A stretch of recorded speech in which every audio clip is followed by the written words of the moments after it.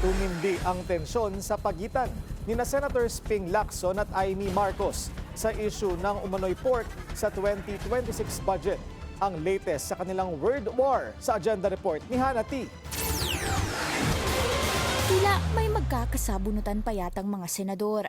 Pinatatahimik kasi ni Senate President Pro Tempore Panfilo Lacson ang sino mang walang moral para mamintas daw ng iba. Yan ay matapos ang maanghang na palitan nila ng salita ni Senator Amy Marcos. Kasunod ng pahayag ni Lacson na may 2.5 billion worth of soft pork o allocables daw ang senadora sa 2025 budget. Base raw ito sa so-called Cabral Files na naglalaman ng mga proponent ng government projects. Inihayag ng senadora na hindi raw napondohan ng mga proyektong ni-request niya nitong nakaraang taon. Nang isumite raw ni Senator Amy sa DPWH ang kanyang wishlist, kalaunay inilugar ito sa FLR o for later release na budget items. Buwelta ni Marcos kay Lacson, zero raw ang natanggap nila ng mga kaalyado niya sa minority na sina Senators Bongo, Bato de la Rosa at Robin Padilla. Mukhang nanggigigil daw si Lacson sa kanya at baka makipagsabunutan daw ito at kung sakali talo raw siya kay Lacson. Agarang ipinaalala ni Lacson na kailangang mag-reflect muna sa sarili bago mamintas ng iba.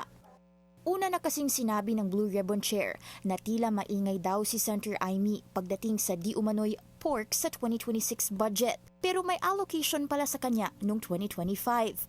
Hindi rin daw ni-raise ng senadora sa BICAM ang mga issue niya sa pork kahit miyembro siya nito.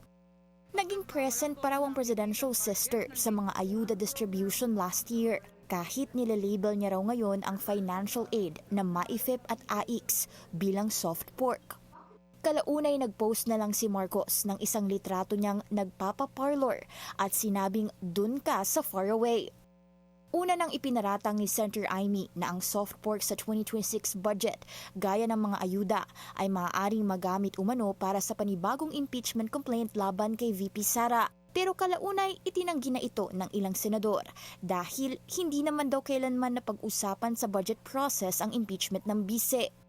Pinasinungalingan na rin ni Lacson ang pahayag ni Marcos na bawal daw pag-usapan sa Blue Ribbon Committee ang anumang ugnayan ni former House Speaker Martin Romualdez sa flood control scandal dahil never naman daw sumipot sa pagdinig si Marcos.